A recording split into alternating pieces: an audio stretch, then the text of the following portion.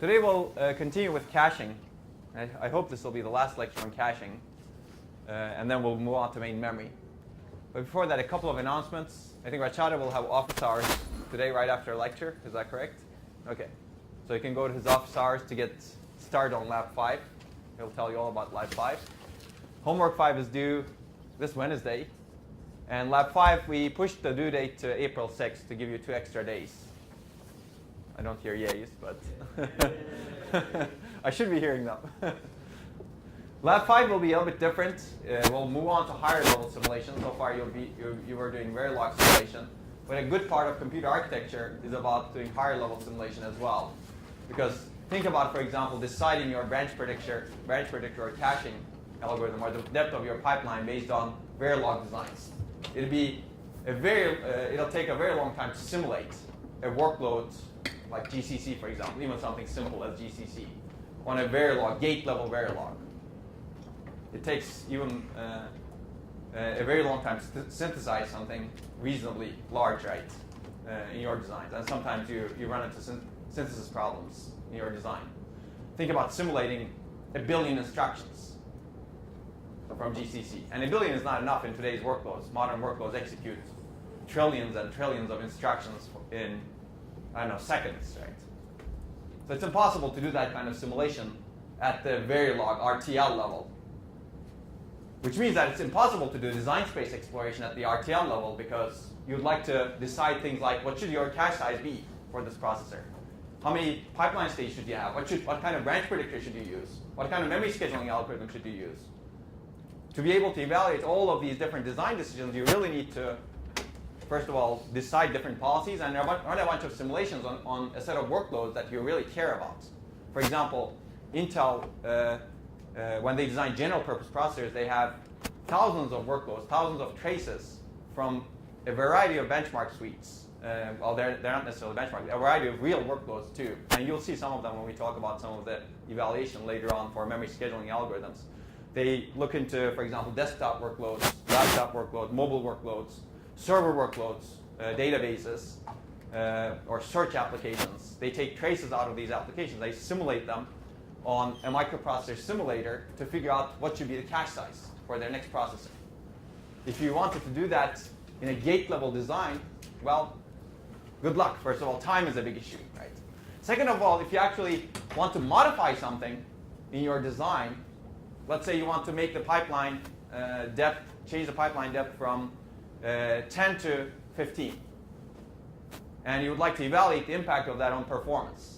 Well, first of all, you need to make sure that everything works in a gate-level design if you are using Verilog or RTL, and then do the simulations. Well, making sure everything works in a gate-level design is tough to begin with, right? You've been experiencing that in your labs. Getting a functionally correct design is hard to begin with. The next step is design space exploration on a multitude of these functionally correct designs to figure out what's best. Well, that's tough. That's why people go into higher level simulation. And they don't necessarily get a gate-level design correct in order to do high-level design choices, evaluate high-level design choices, but they emulate the latencies or latencies of what would happen if you actually did the gate-level design correctly. And that's the idea of high-level simulation. Abstract away the logic and model the latencies in the pipeline, like data dependency latencies or the cache latencies, and model the performance effects, hits and misses, and get a performance estimate out of this higher level model without actually going and building a cache that actually behaves correctly at the gate level. Does that make sense? That's the beauty of higher level simulation. That enables you now to simulate billions of instructions on for modern workloads on different kind of cache sizes, for example. It still takes a long time. It's not fast by any means, and people have actually devoted their lives to make the simulation much faster, and there are many techniques to make that simulation much faster, which we will not go into in this course, but it's much faster than the RTL level designs that you're trying to get correct, that you have been trying to get correct in the first 4 labs. So a good part of computer architecture is not only getting the gate level design correct, but also doing the design space exploration with higher level simulation, and that's why we're having these higher level simulation labs in labs 5, 6, and 7, so that you get to know this aspect of microprocessor design. In fact, whenever you're doing this kind of design of a new system on a chip, if you will, you usually start with high-level simulation, do the design space exploration, figure out what are the parameters, like what should be your pipeline depth, what should be your cache size, what should be your branch prediction algorithm, what should be your insertion and replacement policies in your caches, which we'll talk about today, what kind of associativity do you need in your cache.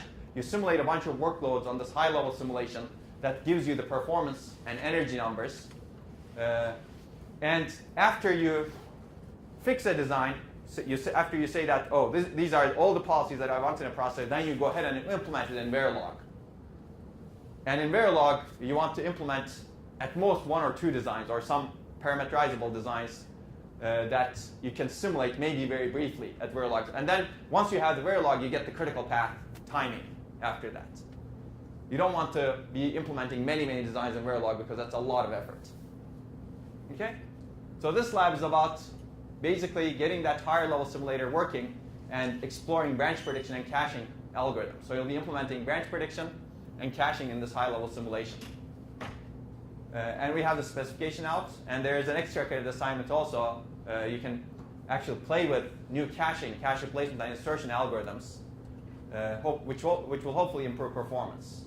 And would like you to provide a short report on what you explore for the extra credit assignment.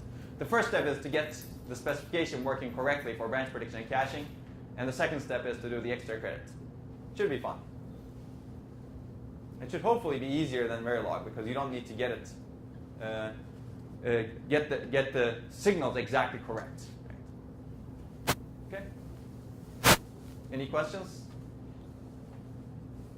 Okay. And cache lab 6 will be about actually adding a memory system on top of this simulator, and lab 7 will be about adding cache coherence. Lab 7 will be perhaps the longest, because that's one of the most complex things. When you say adding on top of it, you mean the same code also? I believe so, right, Rachada? Lab 6 will build upon this code. Yeah, yes. So it's built on lab 5. Yes. Then 7 on lab 6. Lab 7, I'm not sure if it's on lab 6. I think so. I think it's on lab 6 also, that's right. But So it'd be probably different ideas. But we're not going to test the lab 6 part, yes. It's lab 5 on lab 1. Oh, is lab 5? I believe you So can. we have a new Yeah. baseline given for you. Yes, that's right. You have a new starter code. No, so this is a clean cutoff, if you will. If you haven't done any of the labs in the past, you can start fresh. You have a second life, if you will. Okay. Let's move to cache performance. Well, we've talked about caching in the last 2 lectures. Let's try to analyze. Let's go into it a little bit deeper. We'll talk about cache parameters versus miss and hit rates a little bit. And there are a bunch of different cache parameters. I'm not going to be able to cover all of them, but hopefully this should go quickly. Cache size definitely affects cache miss rate, block size, associativity, replacement policy, insertion policy, and placement policy. They all affect cache miss or hit rate. So let's take a look at these first 3. And we've also looked at the replacement policy a little bit earlier, right? LRU versus random, for example. You should be able to have a good idea of what the effect of different replacement policies on cache hit or miss rates would be if I ask you a question on the exam, for example. And people have focused on a lot of different insertion policies. One question was, do you actually insert this block into the cache when you fetch it? Well, if you can predict that you're not going to reuse that block later on, then don't, right? In fact, programmer can place a hint saying that this load is the only instruction that will use this data block, if you will, so don't place it into the cache. Such hints exist today in existing ISAs. For example, in x86, there is a hint bit that says this load is a non-temporal load. Non-temporal means it doesn't have any temporal locality. And the processor, when it actually fetches a block from that load, can choose to not insert that into the cache. Actually, the processor can choose to do anything it wants, right? The hardware designer. But that's a hint that's provided from the software to the hardware saying that, well, somebody marked this load as non-temporal. So maybe don't insert it into the cache. So I can imagine other policies that in which the hardware can learn this dynamically, and people have proposed this. And some machines today have actually such counters in the cache saying that, well, perhaps some of these blocks should not be inserted in the cache because there is not good enough temporal locality in this region. We're not going to go into those. If you would like to learn about those, you should really take 740 and 742. But these parameters, well, that could be actually a good design question in the exam. So you might want to think about how could you design something like that. But we'll talk about some of these different parameters first. Well, cache size is a major effector, if you will, on the performance of the cache or hit rate of the cache. This is basically the total data capacity. When we talk about cache size, we normally talk about the data store capacity, not the tag store capacity. So if you have a 64 megabyte cache, it's really the data store. If you add the tag store to it, it's 64 plus X megabytes, right?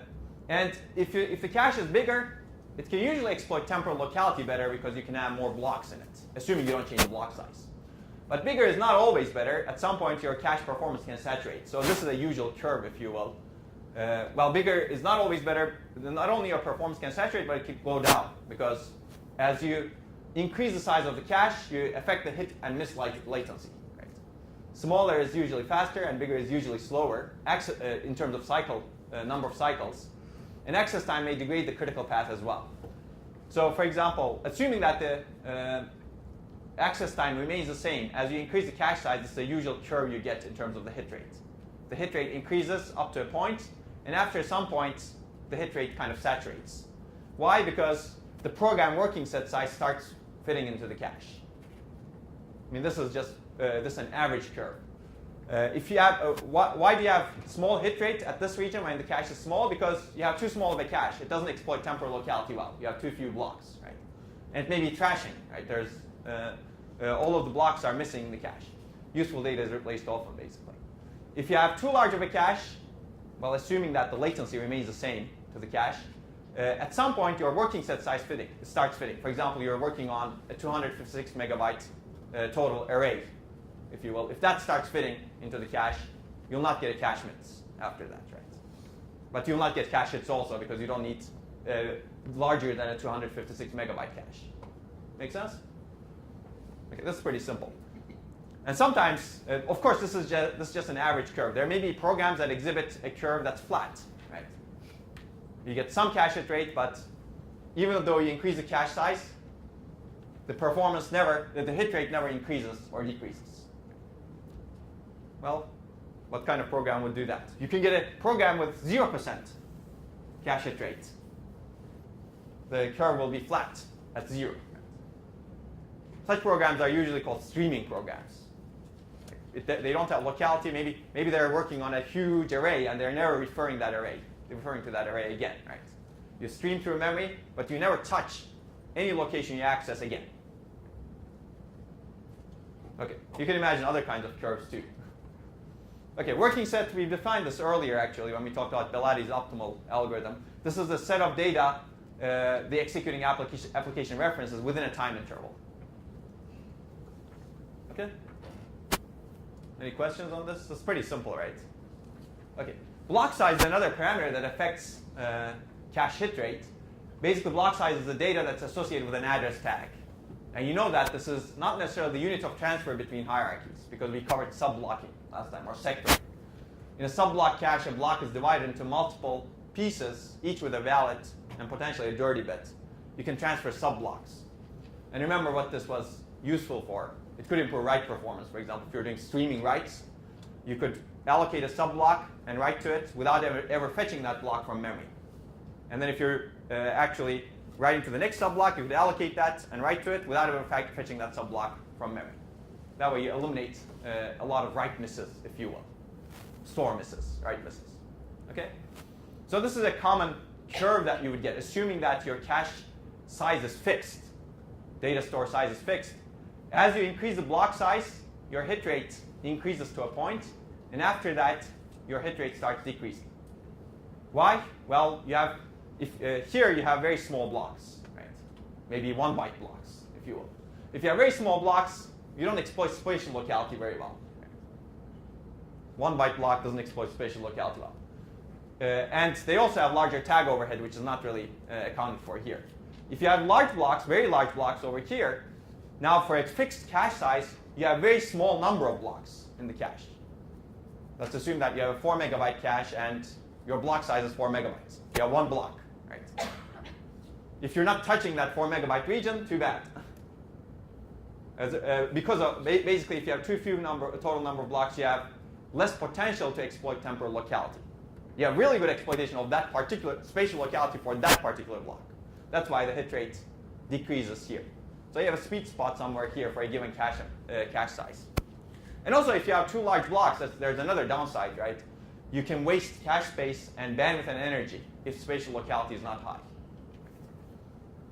Make sense? This is also pretty simple and intuitive, hopefully. You can draw these curves at your sleep. Hopefully. Maybe after this lecture, after you study this lecture. Obviously, again, this is not necessarily true for all programs. This is actually, I'm drawing the average curve over here for the average program. You could get different curves for different programs. Okay. Well, one issue with, so these are some issues with large blocks. People have tried to still have large blocks because they have good benefit for spatial locality, but they don't want to get the downsides, some of the downsides of large blocks. And there are two mechanisms to achieve this. One is the idea of subblocking that we've seen earlier, and the other is the idea of critical word first transfer. So if you actually have a very large block, or somewhat of a large block, it can take a long time to fill that block into the cache. Let's say, let's say this is your block. You have 64 bytes, and you're referencing the last byte in that block. You have a load instruction that references the last byte. And the block was requested because of that load instruction. The idea of critical word first is, it says fill the cache line with the critical word first. What is the critical word? The critical word is the word that is requested by the load that generated that cache miss. Because the load instruction does not usually require the entire block, right? The block size can be 64 bytes. The load instruction may be loading 1 byte. And that byte might be the 64th byte in the block, not the first byte. Now, if you transfer the entire block byte by byte, beginning from the first byte, now you need to wait until all bytes are transferred until this load is serviced, right? In this case, the critical word is the word that the load needs, that generated the miss needs. And that's the idea over here with critical word first. Most processors today transfer the critical word first in the memory hierarchy to the cache such that the load that generated the miss gets serviced as quickly as possible. And then once that load is serviced, the cache fill continues. At some point, we'll have better markers, I guess. That's the idea. You have 64 bytes here. The load misses, and load is really referencing the 63rd byte, if you will, of block A. And instead of transferring, let's assume that the bus width over here is, 1 byte. It's not realistic, but let's make it extreme. If you actually transfer this cache block in order, if you will, 0th byte, 1st byte, 2nd byte, 3rd byte, 63rd byte, in consecutive cycles from the next level in the hierarchy, let's say, it'll take 64 cycles until you get to the byte that's really needed by this load instruction that generated the cache miss. Instead, if you actually transfer this block, knowing that 63rd byte is the critical word, you transfer that one first, and then the remaining parts of the cache block. Then you service this load, and while the processor is doing something else, hopefully these cache parts of the cache block, these bytes of the cache block, are actually being transferred into the cache. Make sense? So of course this does increase complexity, right? I didn't put it over there, but this does increase complexity because you need to be able to indicate the critical words to the remaining parts of the memory system. You need to be able to transfer words out of order in your memory system. And what if you have multiple loads requesting the same cache line? We will see that later on. Maybe you have load A requesting bytes 0, 1, 2, 3. Well, 0 is not a good example in this case. Maybe byte 63. And load B requesting bytes 32, 33, 34, 35. Well, there are many critical words now, right? Or critical bytes, if you will. Somehow this needs to be communicated down the hierarchy. So you really need to communicate a bit vector down the hierarchy. Okay. So that's one thing to keep in mind. If you do not do this, you can actually, especially if you have large blocks, you can actually wait for a long time unnecessarily until your load gets serviced. The second is large cache blocks can waste bus bandwidth, and we talked about sub-blocking. If you actually divide a block into sub-blocks and associate separate valid bits for each sub-block, you can get rid of some of the effects, some of the downsides of this. Of course, you should be fetching not the entire cache line, right, to be able to get benefit of this one. Or when you have writes, this is useful as we discussed earlier. Okay? No questions? Okay. Maybe we should do a sector cache for the next lab. Did we decide to do a sector cache for the next lab, Richada? I don't think so. Not there. You could do a sector cache. That could be your extra credit, by the way. And you should see some benefit for write-intensive programs. And you could do your report showing that actually you get a lot of benefits with a sector cache on a write-intensive streaming on a program with streaming writes. Okay, associativity is the third major parameter of the cache. How many? Basically, this means we've defined it many times, but how many blocks can map to the same index or same set? And I've shown you this curve earlier. Usually, as associativity increases, hit rate increases, but you get diminishing returns from associativity. For going from direct map to two-way has a lot of impact on hit rate. Well, large associativity usually leads to lower miss rate and less variation among programs because it reduces the effect of conflict misses. Right? It reduces the effect of this thrashing problem, but it leads to diminishing returns. And it also leads to higher hit latency, as we've discussed. Small associativity has lower cost and lower hit latency. And this is especially important for L1 caches, but it also has low hit rate. One question that could be a good exam question is, do you need the associativity to be a power of 2? Can you have a processor with 17-way associative caches?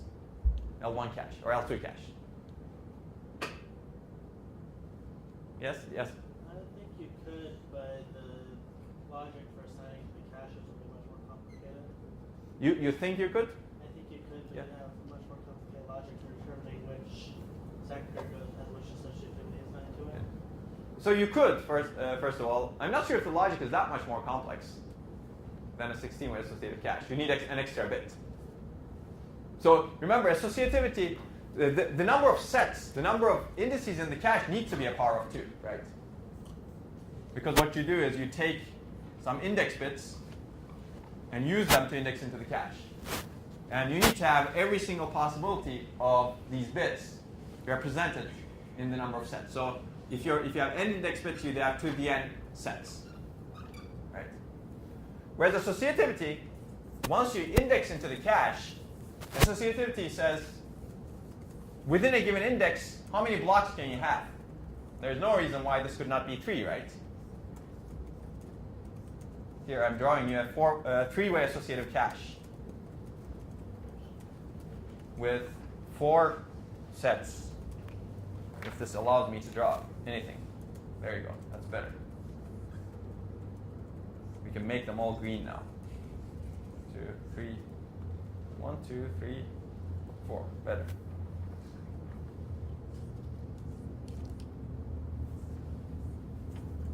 Okay? So basically we have 2 index bits, 1, 2, 3, 4 sets, and each set has 3 ways. Way 0, way 1, way 2. Okay? And well, you index into the different ways, and you get the tag out, and you compare it to the tag bits coming out. And you can have 3 comparators, right? And the results of these comparators, along with the val bits coming from each, You input into a logic, and that logic gives you a hit or miss. It just tells you which way, right? That's it. So you can have the associativity can be an arbitrary number that's greater than 1, or greater than equal to 1. Okay? In fact, people have designed processors with 3-way caches, for example. Okay. This is a way of making your cache size not a power of 2. Okay. Have you seen this classification of misses before? Maybe in 213, right? So I'll go quickly. Well, cache misses are often classified into 3: compulsory misses, capacity misses, and conflict misses. Compulsory misses are misses that you cannot eliminate with caching at all. Basically, this is the first time you touch to an address or touch to a block. And it always results in a miss. Subsequent references should hit unless the cache block is displaced for some of these other reasons. The number of misses, the total number of misses dominated with compulsory misses when locality is really poor. For example, if you're streaming through memory, you never touch a block again, then all of your misses are compulsory misses. Right? Okay. Capacity misses, this means that cache is too small to hold everything needed. And these are defined as the misses that would occur in a fully associative cache with optimal replacement of the same capacity. Now, it's kind of a mouthful, but that's how it is, basically. You've done everything you could, if you will, to eliminate all the conflict misses. That means that and you still get a miss, and it's not a compulsory miss, then that means that's a capacity miss. Right? Okay? Conflict misses basically is a miss that doesn't satisfy either of the above. Okay? It's neither compulsory nor capacity. Basically, you cannot eliminate it. Well, it's not a compulsory miss, and you cannot eliminate it with a fully associative cache and an optimal replacement. Okay? Because if you could, then it's not a conflict, right? Okay. So how do you reduce each mistype? That's actually a good question. There's also actually one other type of miss, which we will later cover, perhaps. It's really called a coherence miss or communication miss. That's the fourth C, if you will. And the idea over there is you've cached your cache block, but somebody invalidated it. Some other processor actually invalidated it because they were writing to that cache block. And that's a coherence miss, if you will, because somebody happened to write to that block before you reused it. And it doesn't satisfy any of this criteria, really. And it happens only in multiprocessors where you share cache blocks or where you share memory. Okay. We'll talk about how to reduce that later on when we talk about coherence. But how do you reduce each mistype that you've seen so far? Compulsory, any ideas? Yes? You could have some sort of smart caching or some sort of hinting earlier in the program that tells you what you're going to use later. That's right, yes. So what you said is not smart caching, it's really prefetching. So caching cannot help you, caching alone. Because by definition, these are things that you're seeing the first time. But prefetching, what you discussed, can help. And we'll talk about prefetching later on. And existing processors heavily employ prefetching, both software and hardware. Conflict misses, how about these? How do you reduce these? You can increase the weight. That's right. You can increase, basically. Yeah, you can increase the more associativity, or you can try to get other ways to get more associativity without making the cache associative. So we'll take a look at some of these approaches, because having everything to be fully associative is tough. Because of the cost, because of everything we discussed. So people have tried to get the benefits of more associativity without actually paying the cost of more associativity. And we'll talk about some of those techniques. Yeah, we'll take a look at this. Capacity misses, well, I guess I've given you. You can utilize the cache space better, right? You can probably keep blocks that will be referenced in the cache. That way you'll have more space for useful blocks in the cache. Or you could actually do software management. You could divide the working set such that each phase of your workload actually fits in the cache.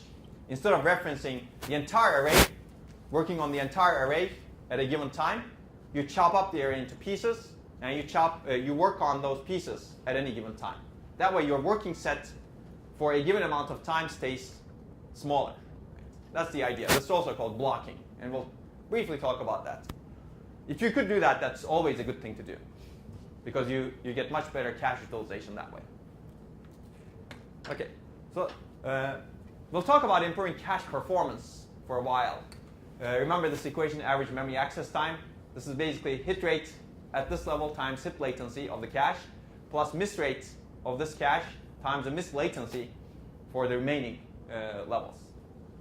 You could actually improve cache performance by improving all of these, right? You could reduce cache miss rate, you could reduce cache miss latency and cost, and you could reduce hit latency and cost.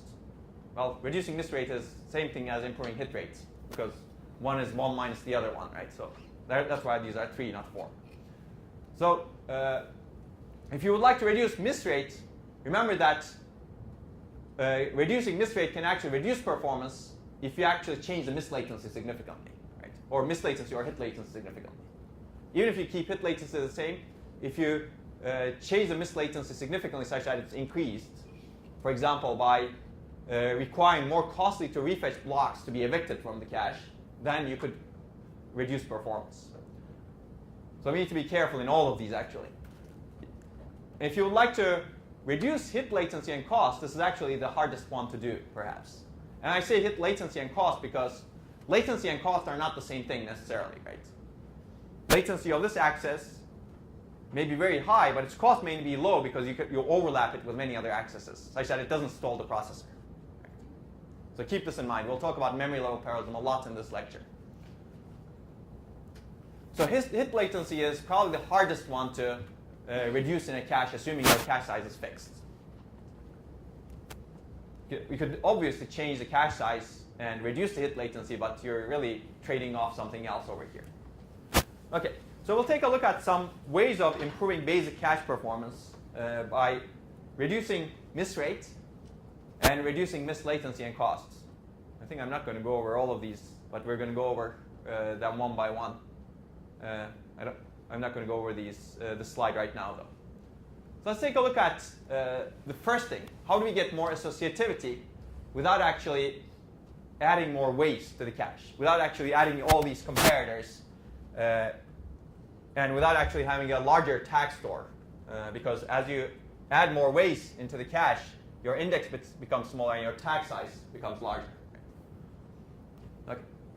So instead of building highly associative caches, we could use some of these different ideas that people have proposed in the past, and some of which are actually used in real processors. Hopefully this should be fun. Maybe you'll come up with some of these ideas on your own. For example, you may have questioned, why are we actually taking just these index bits? Why don't we somehow try to scramble them, right, and randomize them? Well, that's the idea of the hashed index function. Well, let's take a look at victim caches first.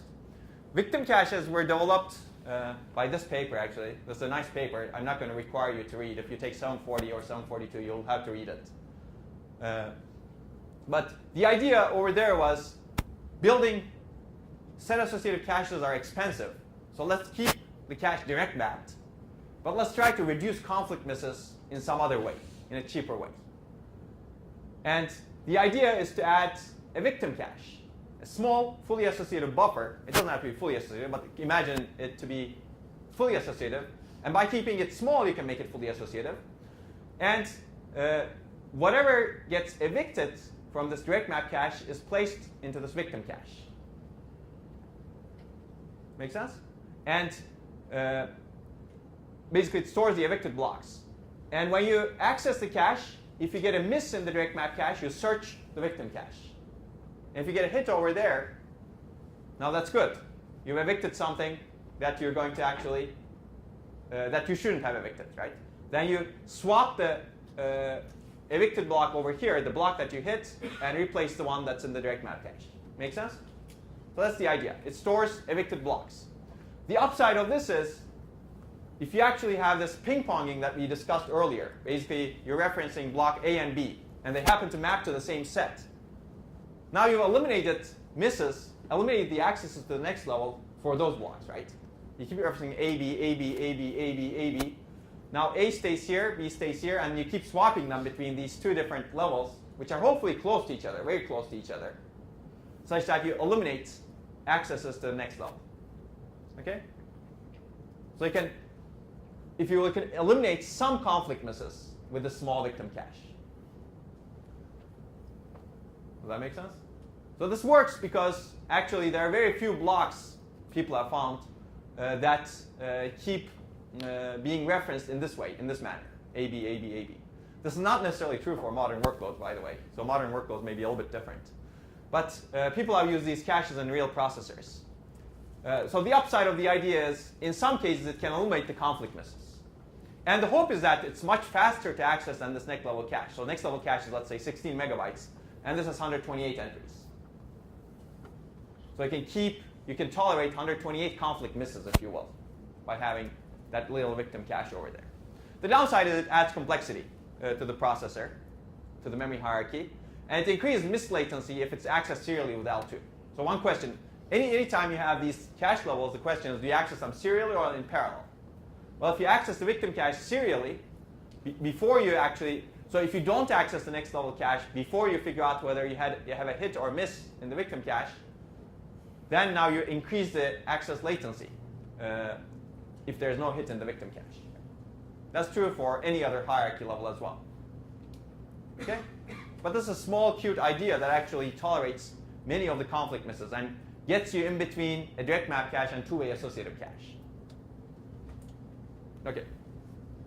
What else? How else can you reduce conflict misses? Hashing is what I briefly discussed earlier.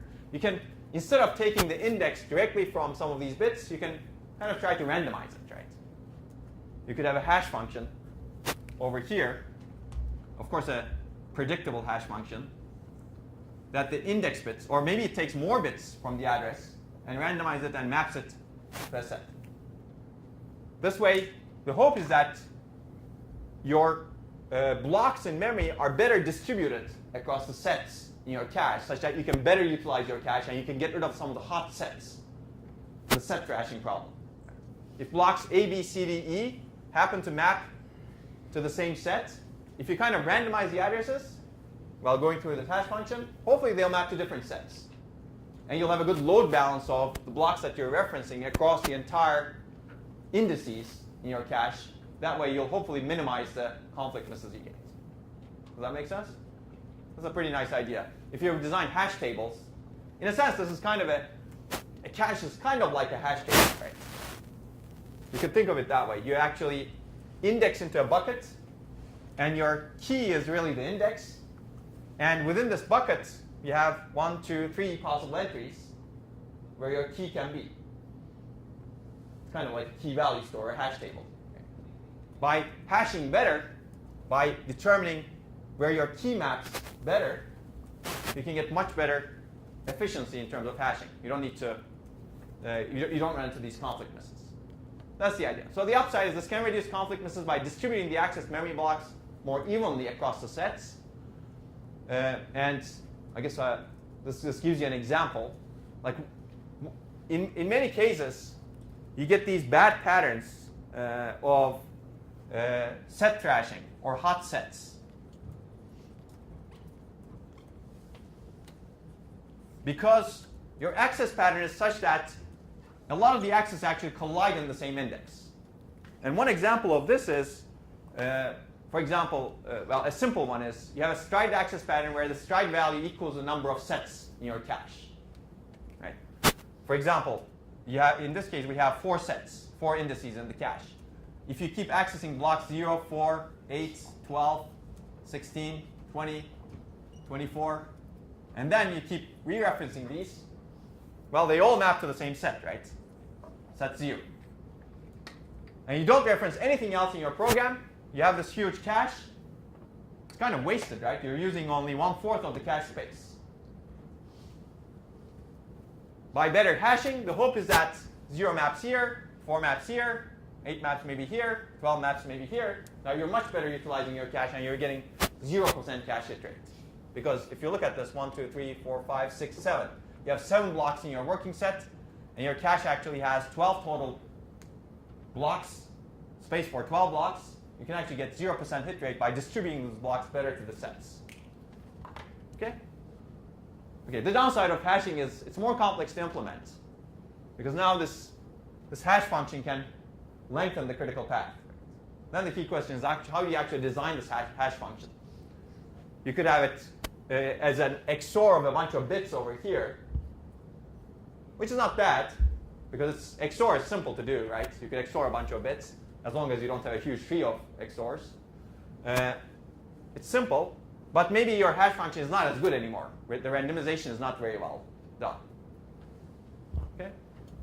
So one of the papers that I recommended earlier looks at a lot of these hash functions to reduce misses, reduce conflicts. Remember, I recommended Bob Rao's ISCA 1991 paper, pseudo-randomly interleaved memory. That applies to here also. Basically, it discusses a bunch of different hash functions that can minimize the conflict misses in main memory, in the context of main memory, but there's no reason why this cannot be applied to this hash function over here also. But it turns out a really good randomizing hash function is pretty expensive to implement in hardware. And if you implement something that's easy to implement in hardware, then your distribution of the blocks into the sets is not as good. So it's not clear what this good hash function is. And I believe there's some potential to improve this.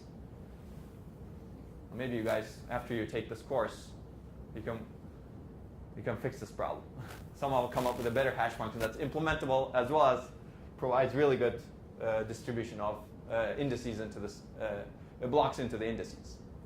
Okay. The other idea, which is kind of similar but not exactly the same, or actually it's targeting a different problem, if you will, is pseudo-associativity. It's also called poor man's associative cache.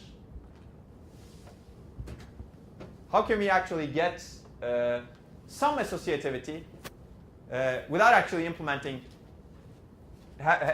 multiple comparators in multiple ways? And the idea is simple. If you look at associativity, this way of associativity, this is a three-way associative cache in space, right? But right now you're searching the different ways in parallel. But you could think of associative in time also. There's always this time and space duality, which we've seen in array and vector processors, for example. You could think of associativity in time as well. Why don't we consider, instead of searching three things in parallel, why don't we do this serial? Meaning, why don't we divide the cache into virtual ways, if you will?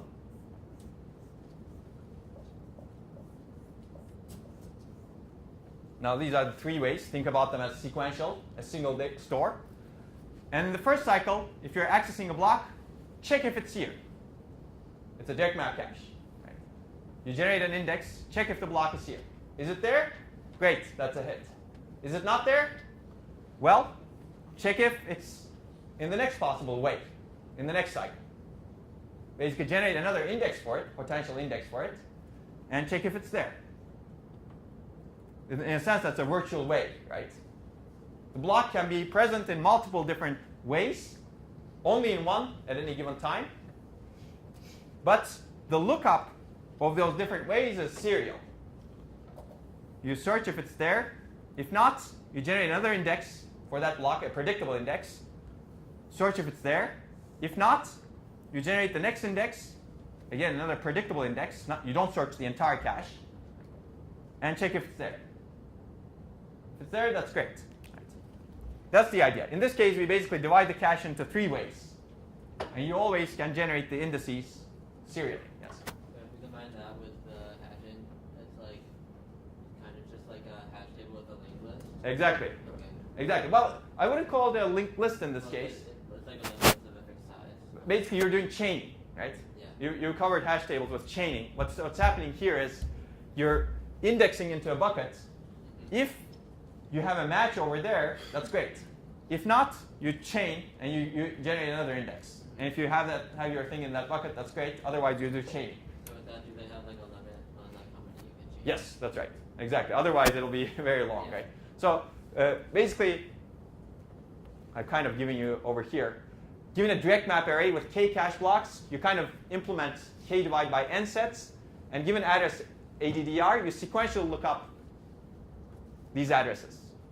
Basically 0 through n minus 1.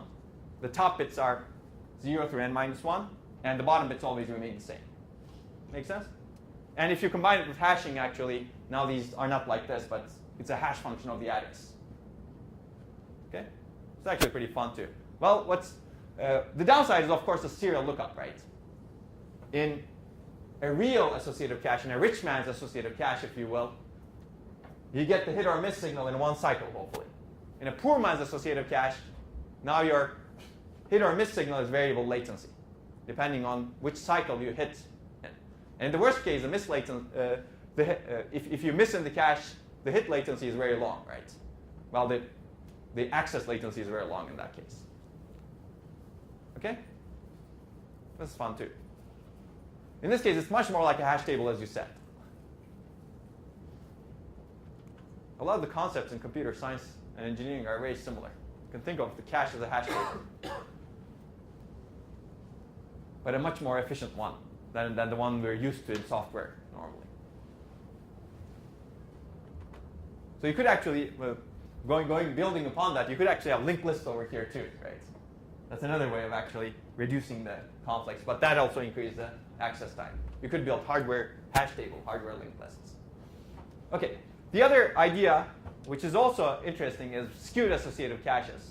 Basically, this is similar to hashed indices, but a little bit different. It reduces the conflict misses by using different index functions for each cache weight.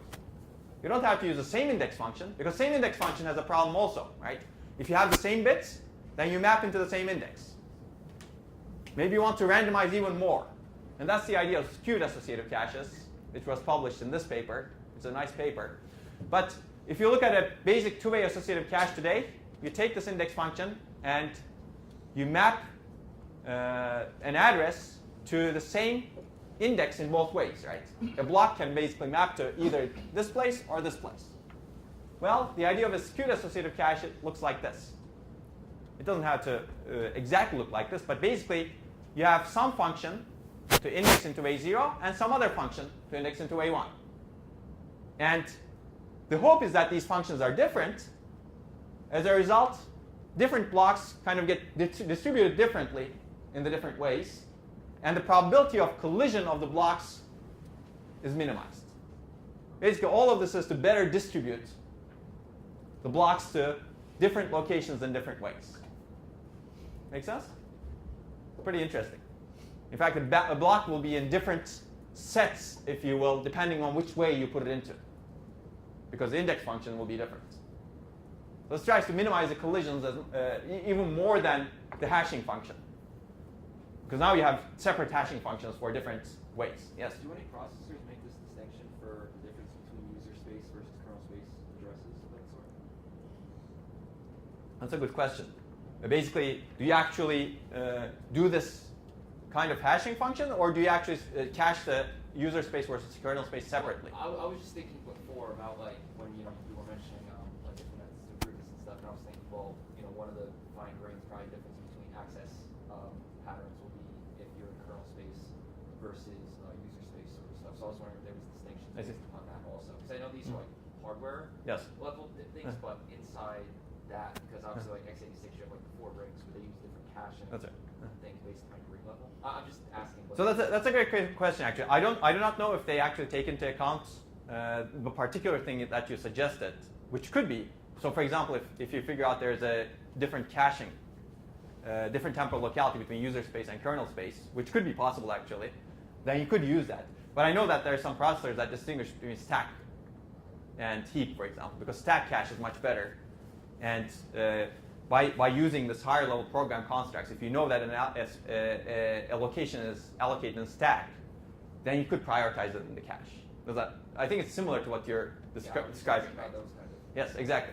So if you actually have that kind of higher level information, that may be even better. This is more lower level design of the cache if you do not have any kind of information. And in fact, people have proposed using separate caches for the stack itself because it has better locality. Now you get into trade-offs over there, because now you have some on-chip space for caching. Do you dedicate some of that to stack and leave the rest to some other things? Maybe if the stack doesn't cache too well, then too bad, you lose performance. But yes, so people have tried to look at that higher level information and kind of provide hints into the memory system such that things that have better locality are prioritized in the memory system. Okay. Okay, so that was the idea of skewed associative caches. The benefit is indices are more randomized right now. Memory blocks are better distributed across sets and even across weights. It's less likely that two blocks will have the same index. This reduces conflict misses. As a result, you may be able to reduce associativity and get away with a smaller associativity, as this paper actually evaluates. The cost is, again, the additional latency of the hash function. So how do you actually design that hash function? This picture shows that you basically combine the tag and index some way, somehow. And in this case, you actually use just the index bits that you've decided. But there are there's a big design space here. Okay. Let's take a look at software approaches a little bit, and then we'll take a break. People have tried to take advantage of caches by redesigning the software or rethinking some of the compiler algorithms. And there are two major ways of doing this. You can restructure the data access pattern such that it's much more nicer for caches, so that you can exploit the caches better. Or you could restructure the data layout such that you can exploit caches better. Let's take a look at some of these. I'll talk about loop interchange, data structure, separation, and merging. And we've already talked about blocking. I'm not going to go into detail even more. But basically, how do you restructure data access patterns? You can do it by restructuring the data layouts or the data access patterns. Let me take a look at this one. So we've talked about column major and row major matrices, right? If you have a column major matrix, then the consecutive columns follow each other in memory. So they have good spatial locality, right? The columns themselves. Whereas consecutive rows are far away from each other. Right? Wait a second. Is this true? I guess this is true, right? If you have column major matrix xi plus 1 comma j, which is the column, follows xi comma j in memory. That's right. I'll always have to draw this, and I would recommend that you do it also. You're in an exam. Where is this? And of course, use a marker that actually marks. Okay, much better. So this is the column major. If you have a column major array, this is a column, and this is all consecutive in memory. Okay? This is address A plus 1, A plus 2, A plus 3. Okay? So if you would like to be able to get good caching behavior, good spatial locality, if you want to exploit spatial locality, you would like to access this array this way, right? Not this way. Does that make sense? The row goes together. Yeah, in that case, the different elements are closer together, right? From different rows. Yeah, it's column major, not row major. Okay. Yeah. This column in its entirety is stored consecutively. Oh, okay. So different elements in different rows are together Okay. for this column. Okay? Yeah, Yeah. it depends on whether you think about row major and column major. Sometimes it's hard to do the switch if you're thinking about row major. So basically, you would like to access this array in a column major order, right? If it's a column major array. Because this is far away, xi j plus 1 is far away from xij. Basically, this could be a cache line or multiple consecutive cache lines.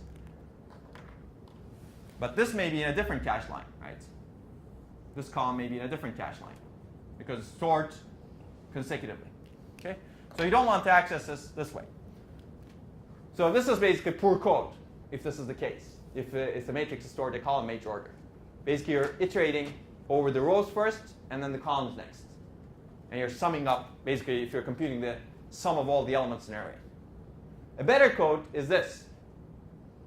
You go over the row first in the inner loop and add these elements first, and then add the columns. Right?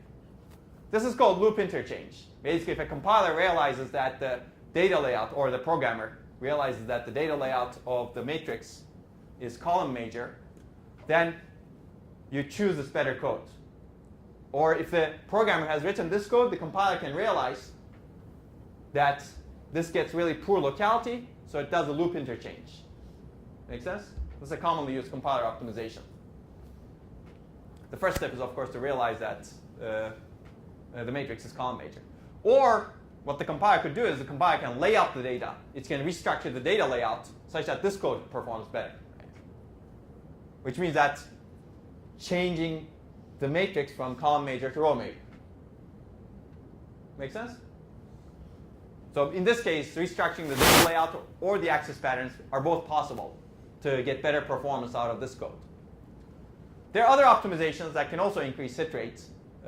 I'm not going to go into that, but loop fusion, you can fuse the loops. For example, if you have two loops, and if you're doing something to an array in this loop, and then referencing some other things, and then later doing some other things to that array, and between the array is the array goes out of the cache, it may be better to merge these two loops where you're actually doing things to the array. Okay? So you can fuse different loops that operate on the same data structure, such that the operations are done at the same time. If you could do that, of course, right, by preserving data references. Okay. Make sense? Are these simple? Okay. Have you guys done this kind of optimization? Where? 213? Okay. Some of you, maybe. Okay. Well, there are downsides to this, of course. First of all, you may not always be able to do this, because sometimes you access the array in a column major way, sometimes you access it in a row major way. Well, what do you do in that case? Tough luck, right? You cannot. You can change one access pattern, but you cannot fix the other access pattern. Or you can change the data layout. It fixes one thing, but you break something else. So ideally, I think if you really prefer idealism, then you would like to have kind of two versions of the array, if you will. And when you're accessing in a row major order, you use the row major layout. And if you're accessing in a column major order, you use the column major layout. And this is actually a tough problem. It's not clear how to actually achieve something like this. But if you're interested in it, this is a really good research problem. And if you have multiple arrays, then it becomes tougher also. How do you actually ensure that different arrays do not conflict in the cache? Because you can do this optimization and you may not get much benefits. Okay. The other thing, blocking, you probably covered this in 213 as well, right? So I'm not going to go into this, but you can divide loops operating on arrays into computation chunks such that each chunk can hold its data into the cache. So the way I'd like to visualize this is, and many compilers actually can do this as long as they can determine the array sizes or matrix sizes, at least approximately. Let's say you have this huge matrix that's much larger than your cache. Instead of, and let's say you're doing some operations, you're multiplying this with some other matrix that's also much larger than your cache. Instead of multiplying the entire rows and columns, because when you multiply, you take this row and you get the dot product of this row and this row, and then you keep adding to it the dot product of this row and this row to find the elements of the destination array. Instead of doing this in the entire array, you divide the computation or the array into tiles, if you will, or blocks. Maybe I should use a different color.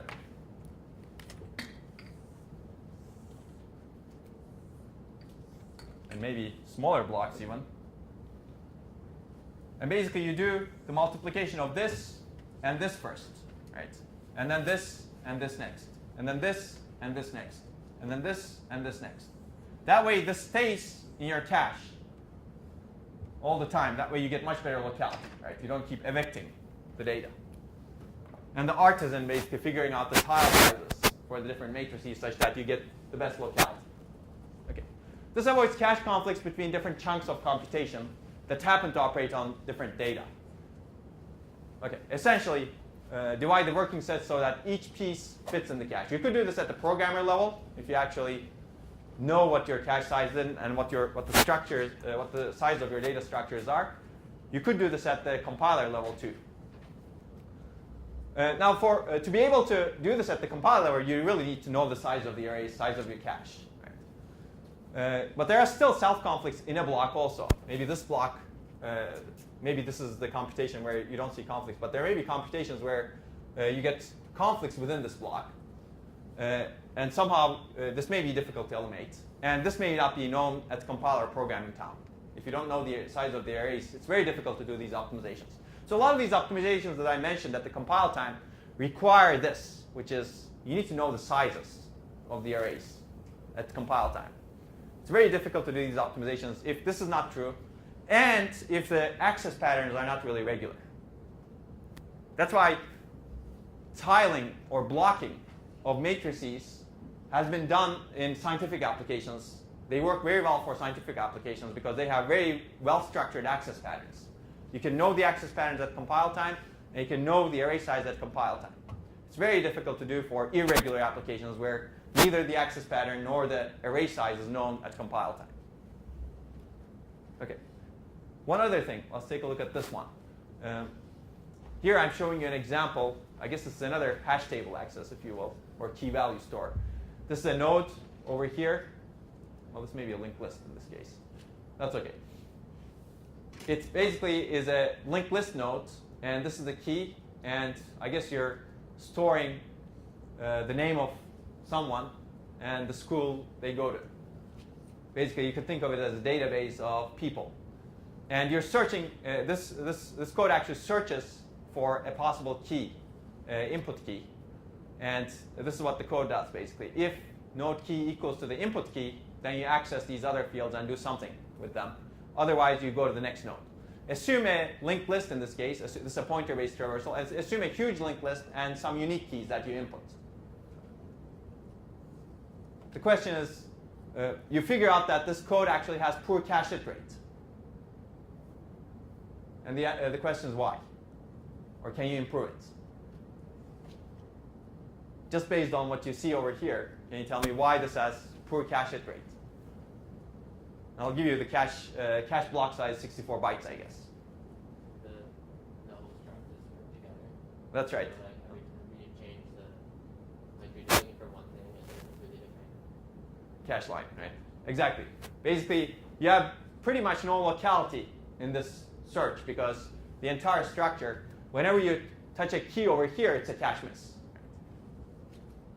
Because you put the entire structure together, and that happens to be mapped to the same cache line, right? Cache block. Why? Because the other fields over here, that I kind of should have highlighted over here perhaps, occupy most of the cache line, even though they're rarely accessed. What you're really accessing in this node is the pointer to the next node and the key. Right? You always need this. Well, until you terminate the while, I guess. You always need this in this equation, but you do not need the other fields. In fact, more often than not, you don't need the other fields because I told you that you have unique keys, right? In one access, you're really matching only one node. But we put all of these together in the same cache line, and this is 256 bytes, 256 bytes, maybe 4 bytes, maybe 4 bytes over here too, depending on how big your pointers are. So a much better way of getting locality over here, or much better way of restructuring this layout of this node is to separate these fields somehow. You could do something like this, for example. This is one example. Instead of putting the data into the node itself, you can have a pointer to the data. Right? This way, your node itself is much smaller, and you can pack more nodes into a cache block. Right? And you can increase the locality of the accesses of this node pointer and the key pointer. Make sense? Basically, the idea is separate frequently used fields of a data structure and pack them into a separate data structure.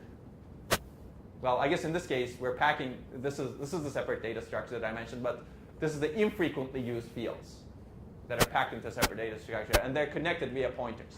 There are other ways of fixing this. This may not be the best way, and I'm sure you can come up with better ways. But the one question is, who should actually do this? Who should do this optimization? Obviously, a programmer can do this optimization, right? But programmers do not even have enough time to fix their bugs. Now the key question is, who else could do this? Compiler? Hardware? I'll not give you the answer, but people have proposed compiler algorithms to do this. And I can recommend you a paper if you're interested in that. It's an old paper. It's called Cache-Conscious Structure Layout by Trishul Chilimbi. maybe actually I have a reference to this, but if I don't,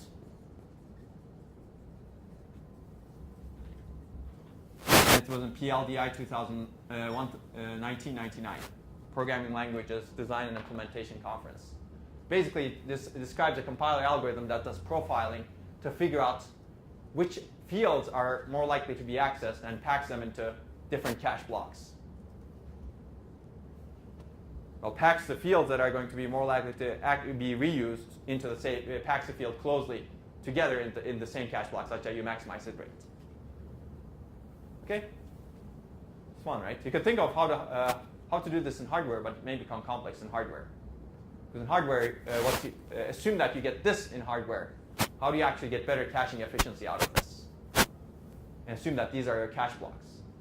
Well, you may need to actually reduce the size of your cache block in hardware and try to cache only these and not these, right? That's one option. Okay. All right, I guess let's take a break over here, see if we can finish caching today. So we talked about different approaches to reduce miss rates. Let's take a look at miss latency and costs. This is almost as important, if not more important. I can start to determine which one is more important. But with miss latency and costs, this is affected by many things. There are two key things. One is, where does the miss hit? Because the miss eventually goes down in the hierarchy, and at some point it hits at some place. And this could be local versus remote memory, right? It could be the memory attached to this chip, or you could be going off to some other chip. Or even today, we have multiple memory controllers in the chip. Right?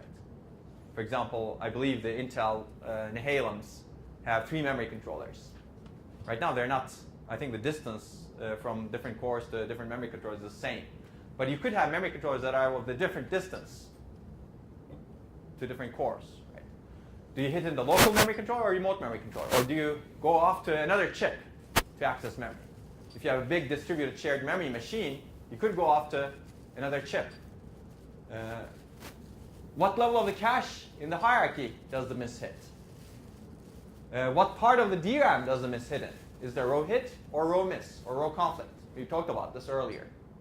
How much queuing delay in the memory controller and the interconnect does this particular miss have? You can think about the entire system, and you have all these different kinds of latencies that can affect a particular cache miss at this level. And this may be predictable, right?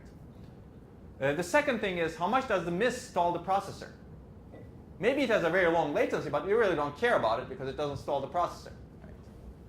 And this depends on, is the data immediately needed? Well, if you have a load, and this is really the true load, and you're waiting for that to load a register that you're going to use later, very soon, immediately, then it's immediately needed. But if this data is for a store, if you're trying to bring a cache line because you got a store miss, well, maybe the data is not immediately needed because you're storing to the cache line. If you're not going to reuse the cache line with a load soon, maybe you don't care about the latency as much. Right? This is why store misses are less critical than load misses, because load misses are immediately needed, whereas a cache miss because of a store is really not needed as long as you perform the store, right? And there's no one that needs that data. Okay? And the second thing is the miss latency overlap with other latencies? For example, in an out-of-order processor, you can have multiple cache misses outstanding.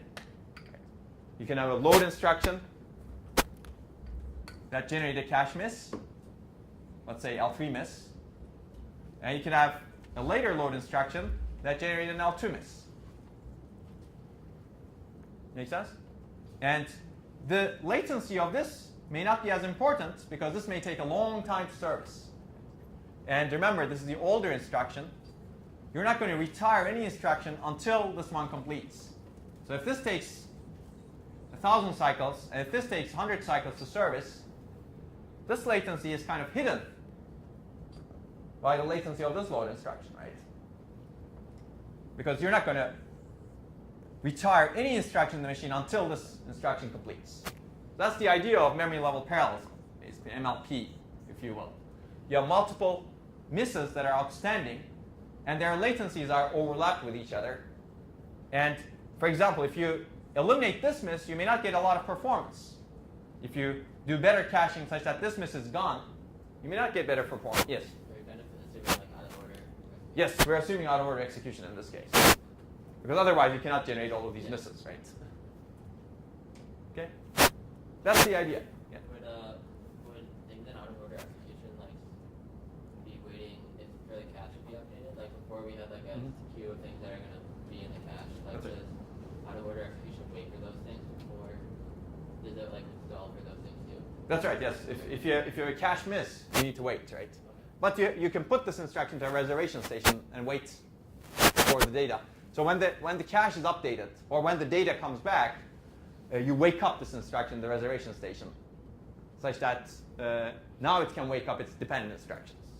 Okay. So like Data flow. Because like anything else might use that in the cache. Do all the other instructions have to wait then for the cache to be like completely updated? Other instructions meaning? Like so that's like updating the cache, but another instruction might use that. Like, That's right. So So we'll actually get to that. Basically, what you're thinking about maybe some other load instruction acts as the same cache block, right? What do you do in that case? Yeah. And that's the idea of a non-blocking cache. Okay. So we'll talk about, you need a non-blocking cache to support multiple requests pending. Okay, that's a very good question. Basically, this overlapping determines how much a miss actually stalls the processor. And this miss may not be important at all, as you can see over here, right? Because its latency is overlapped. You may as well take maybe 800 cycles of services, right? Maybe it's not important. And that's kind of, people have called this the idea of slack, if you will. Slack is how much you can delay processing of an instruction without affecting performance. And some instructions have slack because they're not on the critical path of execution, if you will. The critical path of execution goes through this load because it's the longest latency instruction over here. Okay? So let me introduce you the term of memory level parallelism. Actually, we briefly discussed this before. But memory level parallelism means generating and servicing multiple memory accesses in parallel. So if you look at this time diagram, if you will, this block, this miss to block A is an isolated miss. Whereas this miss to, these two misses to block C and B are kind of parallel misses. They're serviced in parallel. There are many techniques to improve or generate memory level parallelism. Out-of-order execution is one. Later we'll see some other techniques to do this. Basically, out-of-order execution can enable the generation of multiple misses in parallel.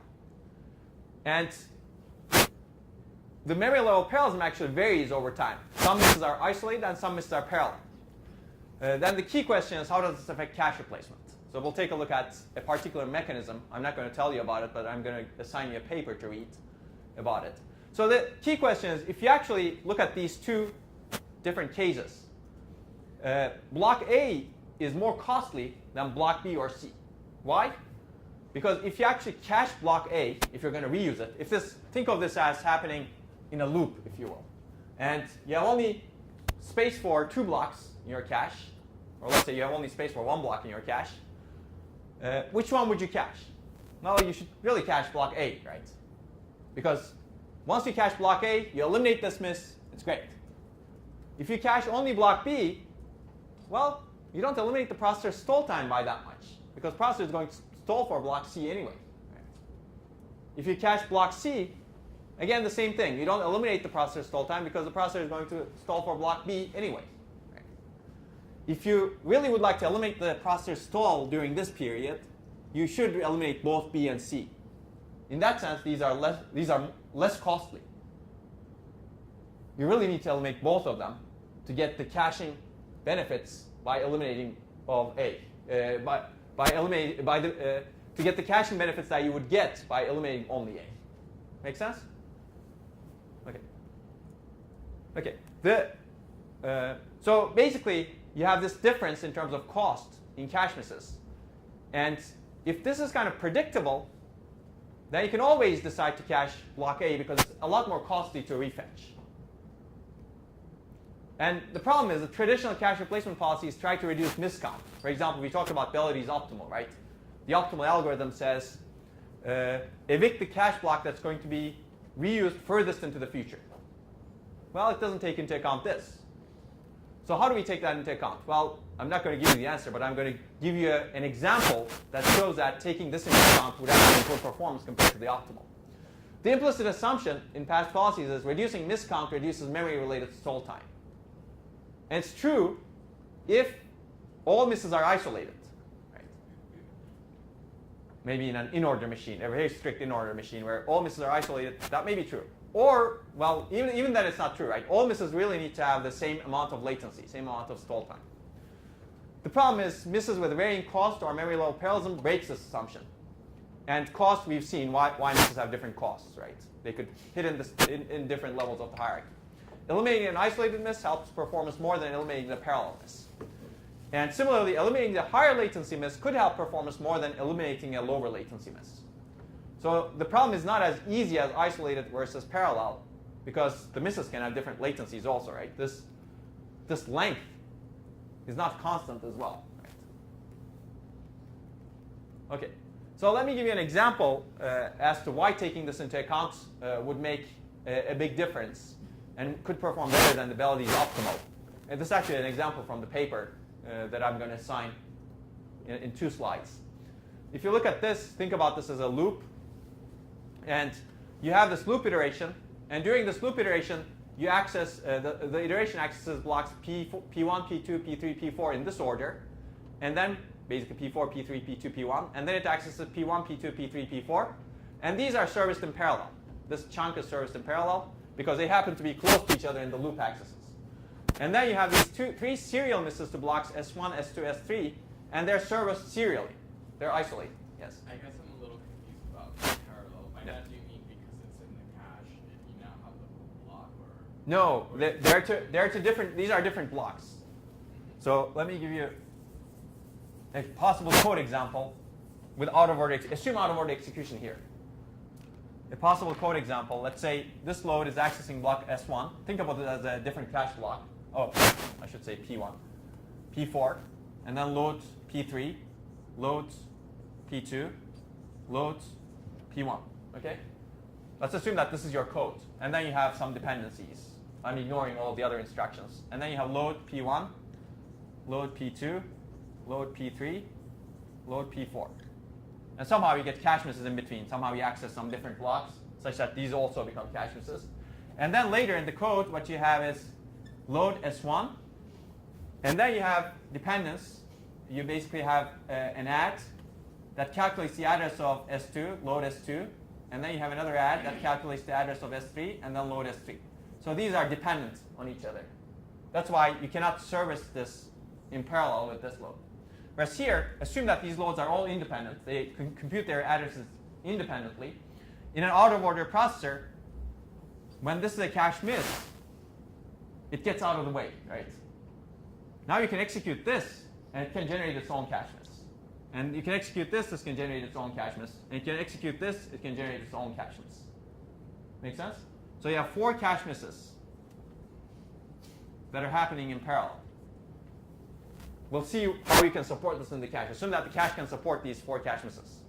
It's actually relatively easy to support this in parallel. I'll talk about that. Does that make sense? Okay.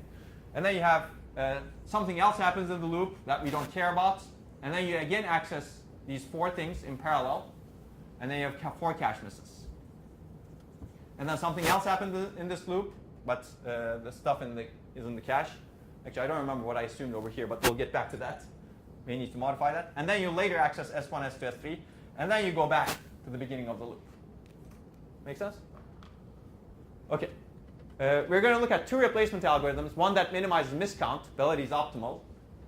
And the second that reduces isolated misses. We'll call this MLP, memory level parallelism aware. Basically, try to keep these serial blocks, serial misses in the cache. So assume a fully associative cache containing 4 blocks only. Well, I guess I'm not going to. Let's remove this then. The other accesses. So what will happen in this case? In this case, at the steady state, these accesses will hit in the cache, right? Because you'll have satisfied them over here. These will all be hits. Assume that there is no code that accesses in between, right? Okay, we're going to remove that code. The code looks like this. Okay, these accesses will hit in the cache, access to P1, P2, P3, P4.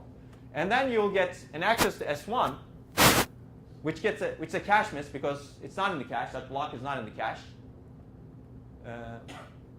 Yeah, this is the cache state over here. At the end of this, you get P4, P3, P2, P1 in the cache. At the end of this, you still get P4, P3, P2, P1 in the cache. Now you need to replace one of them. And the optimal replacement says you should really replace P1, right? Because that's the one that's going to be referenced furthest into the future. Assuming that you know this somehow. So this, you get a miss over here. Okay? And you calculate the address of the next load dependent on this miss. That's why these two cannot be serviced in parallel. You replace S1. Now the optimal replacement says you get a miss over here again. And once you service that miss, that replaces P2 because that's the one that's going to be accessed furthest into the future. Now this is the cache state, and then you get another miss over here because it's not a hit in the cache, and you cannot service this in parallel again. These are serial with each other, and this is what the cache state looks like over here. Yes? That's what they think at the previous S. Oh, that's right. Yes. Okay, yeah. So Beldy's optimal is smarter than I am, so it should really evict the previous S, right? Because that's really the one that's going to be referenced furthest into the future. And so I gave you the wrong thing over here. Okay, Beldy's optimal replacement says evict the block that's going to be referenced furthest into the future. And the furthest one at this point is really S1. Because this is time. This is how the loop behaves. Okay?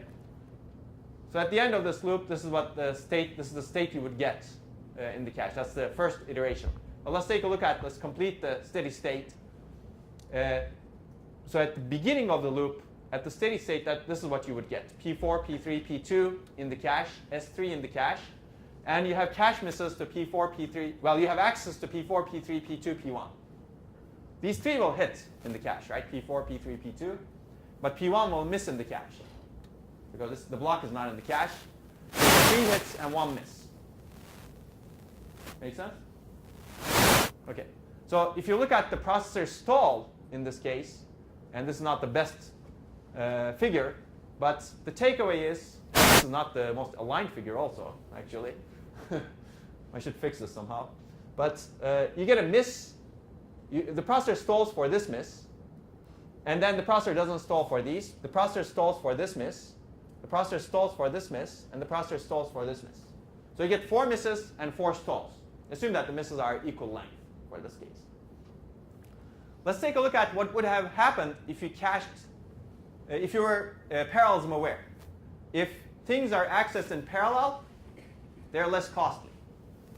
So keep in cache those blocks that are accessed in isolation. Try to eliminate those isolated misses. And in this case, the isolated misses are really S1, S2, and S3. In this case, you can potentially build a predictor that can predict this, right? Because this is a loop, this is a pattern. Okay. Oh, what happened here? Oh. This thing died. Okay, let's give it a little bit more life. Okay, so what happened here? Basically, at this point, we would like to have S1, S2, S3 in cache because they're the only serial misses, right? And we would get hits for all of these, right? This is the state of the cache at this point. Make sense? So we always want to keep S1, S2, S3 in the cache. Let's go back to this point. If that's the case, and we have P4 in the cache over here, what we would have is we have 3 misses to P3, P2, P1, and P4 will be a hit over here. Similarly, over here, at the end of this, accesses P4, P3, P2, P1. We'll keep P1 in the cache because that's the last one accessed. And also S1, S2, S3 in the cache. And then the next set of accesses P1, P2, P3, P4. So you'll get, again, 3 misses to P2, P3, P4, and 1 hit to P1. And we would like to keep S1, S2, S3 in the cache. So you'll have 1 hit, 3 misses. But if you look at this, this has better performance because you kept the isolated misses in the cache. Right? These all are cache hits now instead of cache misses. Even though you have more cache misses in total, you do not have as many stalls. Basically, you have 3 cache misses here, 1 cache hit, but you stall approximately for only once because these cache misses happen at the same time and their latencies are overlapped. Similarly, for these accesses, you have 3 cache misses, 1 hit, but you stall approximately only once. So this example shows that you can do better than the optimal replacement because optimal replacement really optimizes for the cache miss rate. Right? It does minimize the cache miss rate. The number of misses is 4, but it doesn't minimize the processor stall time. Make sense? So it's really important to take into account the latency when you're designing a cache, in addition to the number of misses. And the key question is, how do you balance them? Right? So you actually save some cycles, as you see over here. So I'm not going to tell you how you actually design this, but this is your required reading for this week. This is a paper that we'd written, a case for MLP-aware cache replacement. And one of the ideas was basically to take this into account. And the paper describes a policy that the paper first shows that it's actually predictable, so whether a miss is serial or isolated. And it designs a policy that takes advantage of this fact. It also introduces the idea of hybrid replacement. Basically, how do you have multiple policies that work together? So it should be fun, hopefully. Okay. Any questions?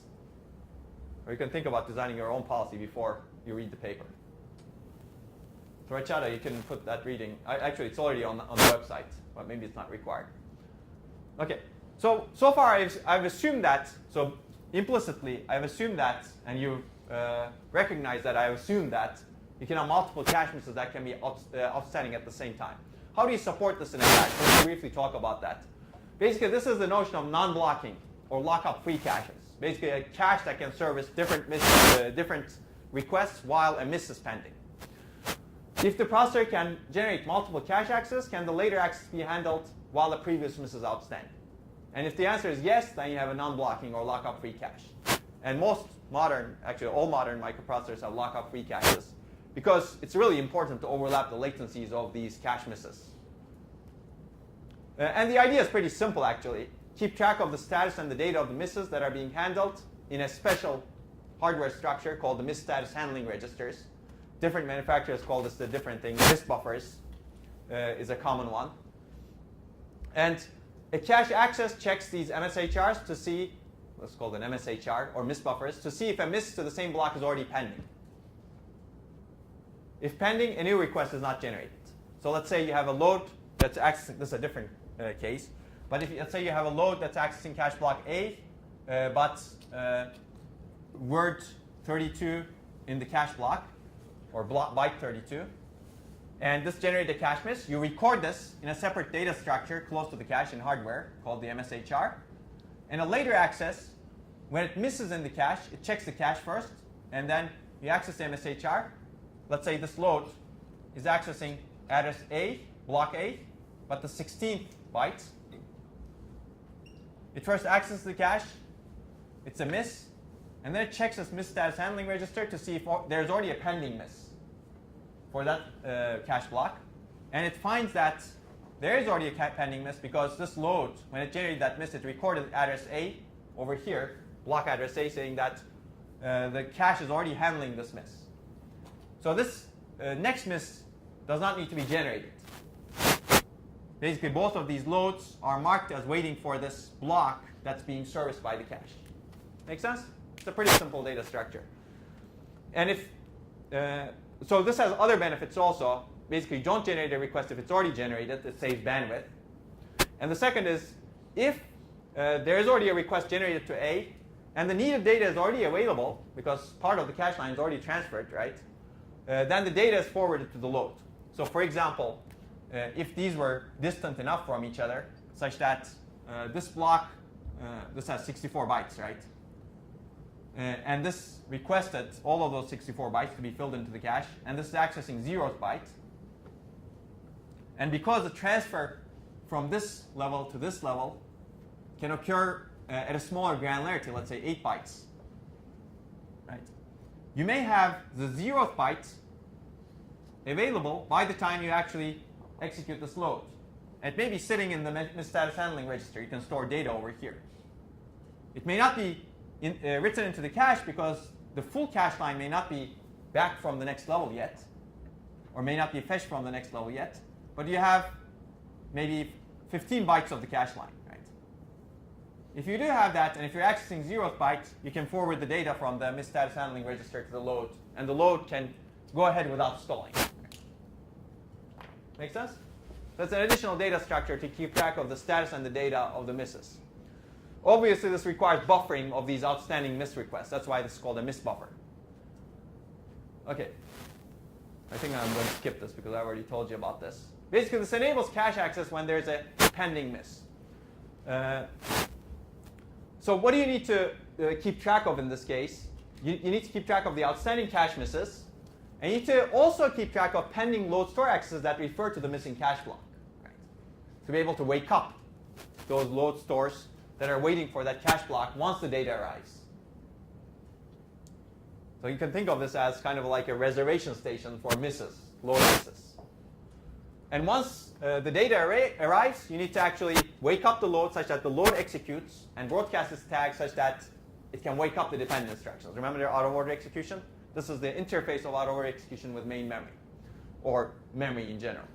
So there are a bunch of fields that you can have in an MSHR entry. Let's briefly go over that, and then I think we'll part. Yeah. I don't think we'll be able to finish caches today. But what I'll talk about next is very relevant to any kind of memory anyway. So that would be a good start for main memory. But what kind of fields do you need to have in this miss buffer? Basically, obviously a val bit. You need to have the cache block address. This way you can figure out whether an incoming address that another load has generated actually matches that. You need to have some control status bits.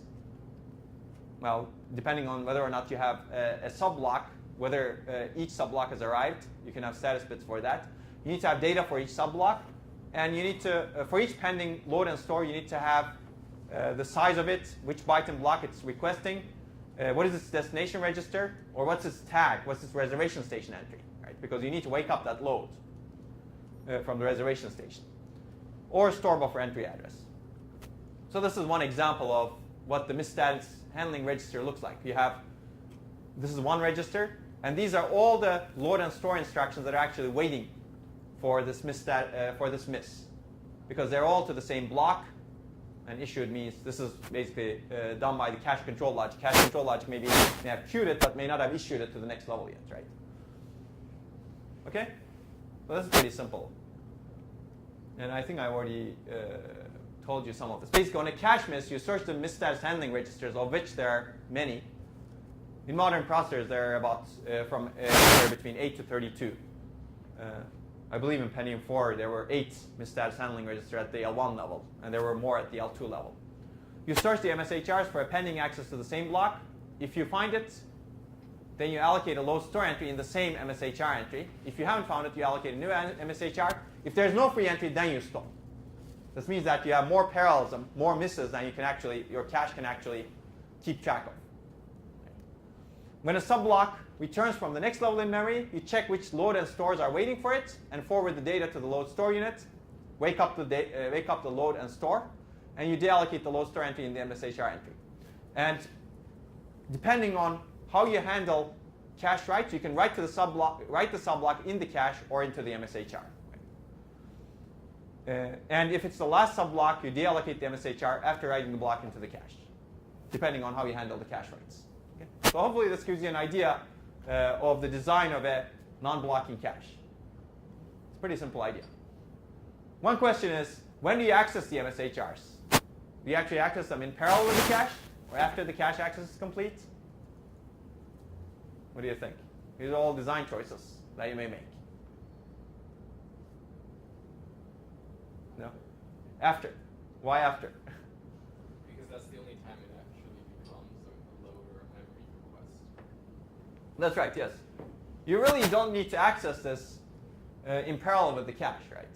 Because you're really keeping track of the cache misses. If you're accessing them in parallel with the cache, then you may be putting it on the critical path of hit requests. Right? If you hit in the cache, you don't want to figure out whether it hits in the MSHR, because MSHR is just for cache misses. Right? So you don't want to lengthen the cache hit path just to search whether or not a block is in the miss buffer in case it misses in the cache. Right? That's the reason. And also, there's another reason, which is cache hit is the most common case. Cache miss, MSHR hit is much less common. If you think about the L1 cache, for example, you have 90% hit rate in the cache. And only 10% of those cases are cache misses. Only 10% of the cache accesses are cache misses. And maybe some of them are cache hits. So it's not a very common case. You don't want to be searching your MSHRs a lot. Okay. Any questions? So maybe I'll stop here then. And then we'll talk about enabling high bandwidth caches. Because when you actually want to do multiple accesses, you may want to do multiple accesses in parallel, quickly. You may want to get higher bandwidth from your memory. And we'll start with that in the next lecture, and then we'll go into main memory. Okay.